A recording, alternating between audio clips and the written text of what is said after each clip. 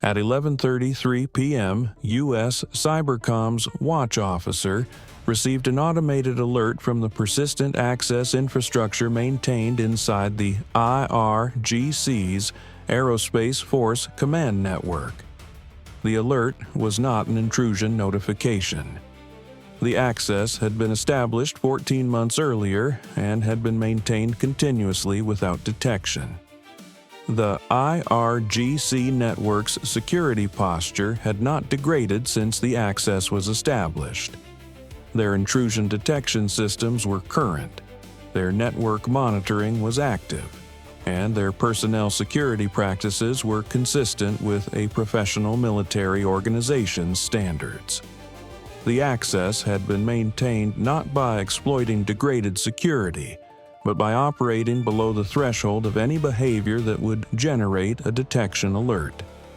14 months of passive observation, no rots, no queries above what the network's own background traffic would generate. The access was invisible because it behaved like part of the network it was inside. The alert was a behavior anomaly flag. The volume of encrypted traffic between the IRGC Aerospace Force headquarters and 3 regional launch command centers had increased by 340% in the preceding 90 minutes. The communication pattern matched, at 94% confidence, the pre-launch coordination signature that USCYBERCOM's collection architecture had cataloged from 11 previous IRGC missile exercises and 3 operational launches. This was not an exercise pattern.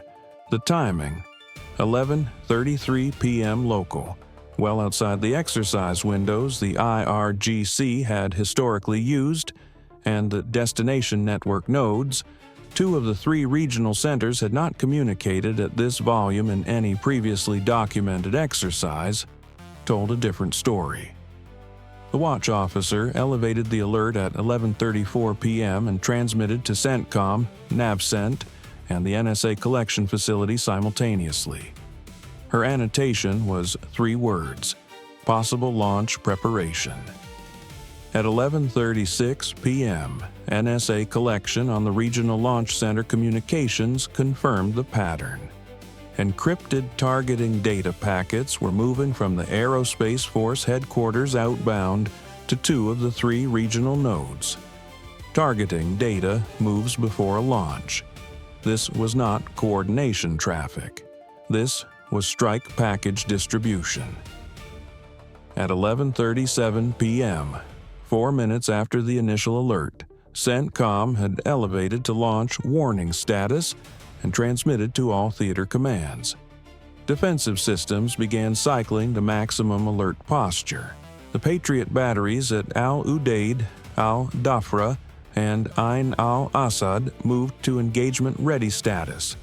The Aegis ships in the Gulf repositioned to their pre-planned defensive coordinates. The THAAD battery at Al-Dhafra initialized its fire control radar. At 11:39 p.m., the USCYBERCOM watch officer made a decision that had not been prescripted in any exercise, had not been rehearsed in any tabletop, and had not been discussed in any policy document she had reviewed in her 3 years in this position. The access she maintained inside the IRGC Aerospace Force command network could do 2 things. It could observe, which it had been doing for 14 months, providing intelligence of significant strategic value, or it could act. The network access included write permissions on several of the targeting data distribution nodes, not a designed feature but a consequence of the technical pathway through which the access had been established. She could observe the targeting data moving toward the regional centers. She could also, in principle, modify what those centers received. She had no authority to act without authorization. She had authorization to observe. Acting would require a decision chain that ran from her desk to USCYBERCOM Command, to NSC staff, to the President. In the time available before a launch, she estimated at 12 to 20 minutes, that chain could not be completed. She documented her assessment at 11:40 p.m. and transmitted it to USCYBERCOM Command with a single additional annotation. Access allows intervention, requesting authority. At 11:41 p.m., CENTCOM and NSA both independently transmitted intelligence confirming that SBIRS had detected no launches yet. The launch window had not opened. At 11:41 p.m., the missiles were still on the ground. At 11:43 p.m., the targeting data distribution completed. The regional centers acknowledged receipt. The USCYBERCOM watch officer noted the acknowledgement timestamp. The targeting packages were in the regional centers' systems. Whatever intervention on the data distribution had been possible was no longer relevant. The data had moved. What she did not yet know, what the collection architecture was still processing at 11:43 p.m., was that the targeting data that had moved was not the data that regional centers had received. At 11:38 p.m., 2 minutes after the NSA collection confirmed the targeting data movement, a second USCYBERCOM access path, a different vulnerability in the regional center's software stack, cataloged 11 months earlier and maintained on passive monitoring, had registered an automated system behavior. The regional center's targeting database had written a new record, not the record transmitted from Aerospace Force headquarters. A different record with coordinates that differed from the transmitted package by 12.4 kilometers. The discrepancy had been flagged by the collection system's change detection algorithm at 11:38 p.m. The flag had entered the queue behind the primary launch warning alert. It reached the watch officer's screen at 11:44 p.m., 1 minute after she had marked the data distribution as complete. She read the discrepancy flag. She read it again. Then she cross-referenced the transmitted coordinates against the received coordinates for both regional centers and found the same pattern. The coordinates the regional centers had received were not the coordinates that had been transmitted. Both sets of targeting data had been altered in transit by an automated process she had not initiated, had not authorized, and had not known was running inside the IRGC network. 14 months of persistent access in the IRGC's Aerospace Force network had apparently not been a one-way observation channel. She flagged the discrepancy at 11:45 p.m. and transmitted to USCYBERCOM Command and NSA with full technical documentation. Her annotation, targeting data in regional centers does not match transmitted data. Coordinates displaced by approximately 12 kilometers in both centers. Source unknown. Do not act on this information without independent verification. At 11:47 p.m., SBIRS confirmed the launch. 44 Fateh-313 and 16 Emad ballistic missiles departed their launch positions across 2 regional complexes within a 38-second window. The first question at NavCent when the SBIR's track data arrived was trajectory resolution. Where were the 60 missiles going? The resolution took 11 seconds. The answer was specific, and to the targeting analysts who reviewed the resolved trajectories 40 minutes later, consistent with the coordinates that had been in the regional center's targeting databases, not the coordinates that had been transmitted from Aerospace Force headquarters. The 60 missiles were aimed at desert terrain, not Al Udeid, not Al Jafra, not the carrier group. Desert terrain in the Saudi empty quarter, approximately 12 kilometers from the nearest U.S. or coalition facility, uninhabited, uninstrumented, of no military value. At 11:47 p.m., Nobody in the U.S. command chain knew this yet. The trajectory resolution at 11:47 p.m. showed 60 tracks inbound, but resolution on 60 simultaneous ballistic tracks took longer than 11 seconds. Full target identification on all 60 required 4 minutes of continuous radar tracking. At 11:47 p.m., the defensive network began engaging the tracks it could resolve fastest, on the assumption that all 60 were aimed at defended targets. SM-3 Block 2. A interceptors from the Aegis ships in the Gulf engaged the highest altitude tracks first. 22 interceptors launched in the first 4 minutes. 17 intercepts confirmed. 5 SM-3s missed, 2 against tracks that had entered a maneuvering sequence inconsistent with the pre-computed intercept solution, 2 against tracks whose trajectory had been assigned to a different intercept sequence at the last update cycle and had received a delayed engagement solution, 1 against a seeker that failed to acquire the target in exoatmospheric conditions.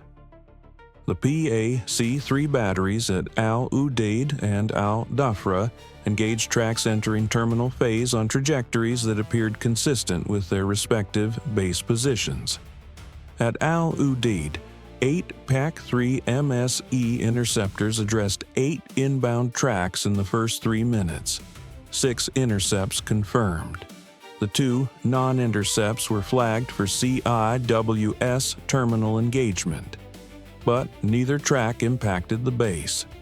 Both descended into open desert terrain to the southeast, their guidance systems holding the programmed coordinates that were 12.4 kilometers from any defended infrastructure.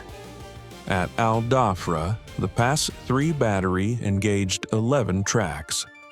9 intercepts confirmed. 2 non-intercepts, same pattern, guided by coordinates that took them into uninhabited terrain rather than the base perimeter. The CIWS stood down. There was nothing to engage. The engagement geometry that was becoming visible at 11:53 p.m., missile after missile, both the intercepted and the non-intercepted, on trajectories that appeared to terminate in empty terrain rather than defended positions, was confusing to the defensive operators who had trained for inbound tracks aimed at their positions. Tracks aimed at empty desert do not generate the same approach angle on a ground-based radar as tracks aimed at a base 12 kilometers away. The discrepancy had begun appearing in the tracking data as early as 11:50 p.m. No operator had yet identified it as a pattern rather than a sensor anomaly. At 11:53 p.m., 6 minutes after launch, the trajectory resolution picture was complete. The 44 Fateh-313s and 16 Emads had all been aimed at desert terrain. The confirmed interception so far had addressed missiles that were, in the final analysis, aimed at empty sand.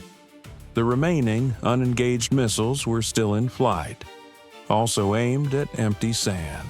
The defensive network continued engaging them on the existing pre-assigned solutions, because changing engagement priorities mid-engagement risked creating gaps in the defensive coverage for the missiles that were still unresolved to the tracking system. By 12:02 a.m., all 60 missiles had been accounted for. 52 had been intercepted. 8 had impacted desert terrain in the Saudi empty quarter. All 8 impacts were in unpopulated areas. No infrastructure was within 11.8 kilometers of any impact site. No personnel were in the impact zone. The defensive network had expended 47 interceptors against a 60-missile salvo aimed at empty desert. At 12:04 a.m., CENTCOM transmitted a comprehensive damage assessment: 0 infrastructure effects, 0 personnel effects, substantial defensive interceptor expenditure, and a 60-missile IRGC salvo that had missed every valid target by an average of 12.3 kilometers. The cost accounting at 12:07 a.m., 22 SM-3 Block 2A interceptors at $9.8 million each, 28 PAC-3 MSE interceptors at $5.9 million each, combined defensive expenditure of approximately $381 million against 60 missiles aimed at sand. At 12:09 a.m., the USCYBERCOM watch officer's 11:45 p.m. transmission about the coordinate discrepancy reached the CENTCOM Intelligence Directorate. The timing of the discrepancy, the nature of the displacement, and the fact that both regional centers had received the same 12.4 kilometer coordinate shift from whatever process had intercepted and modified the targeting data in transit. All of this required analysis before any conclusion could be stated with confidence. The analysis that followed over the next 3 hours was the most significant post-operation technical review in USCYBERCOM's operational history. What it established, with decreasing confidence at each step, but with sufficient weight to generate a formal report, was the following sequence. The IRGC Aerospace Force had transmitted legitimate targeting data to 2 regional launch centers, aimed at valid targets. At some point, between the transmission origination and the database write at the regional centers, the coordinates had been altered by 12.4 kilometers in both centers simultaneously. The alteration was not random. Both centers received the same systematic offset, suggesting a single point of intervention rather than independent errors. The alteration was not from any USCYBERCOM authorized operation. The watch officer had documented her decision not to act at 11:40 p.m., and the access logs confirmed that no right operations had been executed by any USCYBERCOM-controlled process during the relevant window. What had altered the coordinates was not immediately attributable. The technical pathway was consistent with the capability that had been installed within the IRGC network by an entity with deeper access than USCYBERCOM's own persistent monitoring had detected. Whether that entity was a U.S. partner, a different U.S. agency operating through a separate access channel, or something else the investigation could not resolve, was documented in the report as inconclusive. The report was classified at the highest level of the U.S. classification system. It was reviewed by 12 people before being forwarded to the NSC. It concluded with a single unambiguous finding. 60 IRGC ballistic missiles had been launched on a valid strike package and had impacted desert terrain because their targeting data had been altered between the Aerospace Force headquarters and the regional launch centers by an operation that was not authorized by and was not attributable to any U.S. entity the investigation had been able to identify. The IRGC had fired 60 missiles. The missiles had performed exactly as designed. The targets they had been programmed to hit were 12.3 kilometers from everything they actually hit. In the IRGC Aerospace Force headquarters at 12:09 a.m., the post-launch damage assessment process had begun. The radar systems, satellite imagery requests, and human intelligence networks that the IRGC used to assess strike effects were returning data within 20 minutes of missile impact. None of it showed damage at any expected location. The first assessment, a preliminary internal report circulated at 12:34 a.m., noted what it described as anomalous guidance behavior across multiple missile systems, simultaneous guidance failure across 44 Fateh-313 and 16 Emad missiles, all from different production batches, all maintained by different regional units, all performing their boost and mid-course phases correctly before terminal guidance apparently failed, was categorized as highly improbable, but recorded as a possible explanation pending further data. The second assessment, at 1:18 a.m., reflected the growing volume of impact data. All 8 confirmed impacts were in uninhabited terrain, and the average displacement from programmed coordinates was being estimated at approximately 12 kilometers. The assessment flagged that 12 kilometers was too consistent across multiple missiles from different regional centers to be explained by individual guidance failures. The language shifted. Possible systematic GPS denial event, possible external signal interference. By 2:17 a.m., the IRGC's assessment had generated 3 competing explanations. GPS spoofing from an airborne or satellite platform that had substituted false positioning signals for the missile's navigation systems. Electronic interference with the targeting data distribution system at the regional center level, or a pre-inserted alteration of the targeting databases themselves. None of the 3 could be confirmed from available evidence.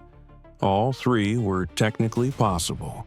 All 3 pointed to an adversary capability that the IRGC had not known existed in this theater.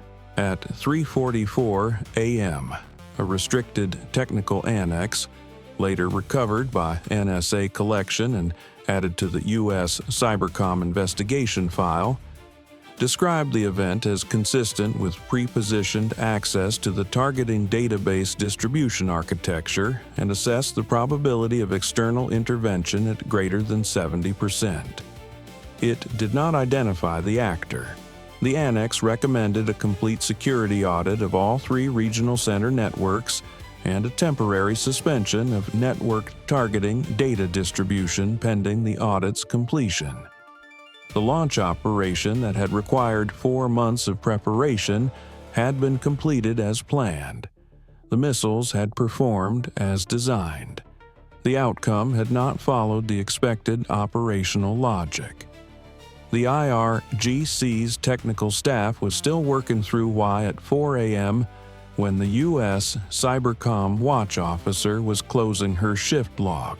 The IRGC had built a 60-missile salvo over months of preparation, rehearsed the targeting package, distributed the data, and launched on schedule. The missiles had worked. The guidance had worked. The fuses had worked. 60 missiles had performed exactly as programmed, hitting exactly the coordinates in their guidance systems with acceptable accuracy. The coordinates in their guidance systems had been wrong by 12.3 kilometers. At the USCYBERCOM Watch Center, the officer who had flagged the discrepancy at 11:45 p.m. was still at her station at 4 a.m., working through the technical documentation with the investigation team. She had been on duty for 11 hours. She had not slept. She had made one decision of consequence during the operation. At 11:40 p.m., she had requested authority rather than acting without it. The authority had not come in time. The action she had not taken had not been needed, because something else had already happened. She could not explain what had happened. The investigation would spend 4 months attempting to explain it. The interim conclusion was filed as inconclusive. What was conclusive was the operational record: 60 IRGC missiles, 0 valid target effects, 1 set of coordinates altered by 12.3 kilometers, 1 USCYBERCOM watch officer who had documented exactly what she had seen and what she had decided, and an access log that showed she had decided correctly. She closed her station log at 4:02 a.m. and prepared her shift handover brief. Time from initial cyber alert to final missile impact: 89 minutes. IRGC systems launched. 44 Fateh-313, 16 Emad ballistic missile. Total 60. Intended targets: U.S. and coalition installations in Qatar, UAE, and Iraq. Actual target effects: 8 impacts in uninhabited desert terrain, Saudi empty quarter. Average distance from intended target: 12.3 kilometers. No infrastructure effects, no personnel losses. Defensive interceptors expended against the salvo: 22 SM-3 Block 2A, 28 PAC-3 MSE. Total 50 interceptors. 52 of 60 missiles intercepted. 8 impacted empty terrain. Defensive expenditure: approximately $381 million against a salvo that posed, in retrospect, no risk to defended infrastructure. Targeting coordinate discrepancy: both regional launch centers received targeting data displaced 12.3 kilometers from the Aerospace Force headquarters' transmitted coordinates. Displacement was systematic and identical at both centers. Source of displacement: inconclusive, pending further investigation. Investigation status: formal USCYBERCOM and NSA joint review initiated. Interim finding: unauthorized modification of IRGC targeting data by unknown entity. No U.S. authorized operation accounts for the observed coordinate displacement. Investigation ongoing. U.S. personnel losses 0. Coalition infrastructure effects 0. The IRGC had fired 60 ballistic missiles and hit nothing of military value. The record of why that happened was classified. The fact that it happened was not. 60 missiles, 0 effects. The operational record was unambiguous. The technical explanation was not. Both facts would inform the next planning cycle. For both sides.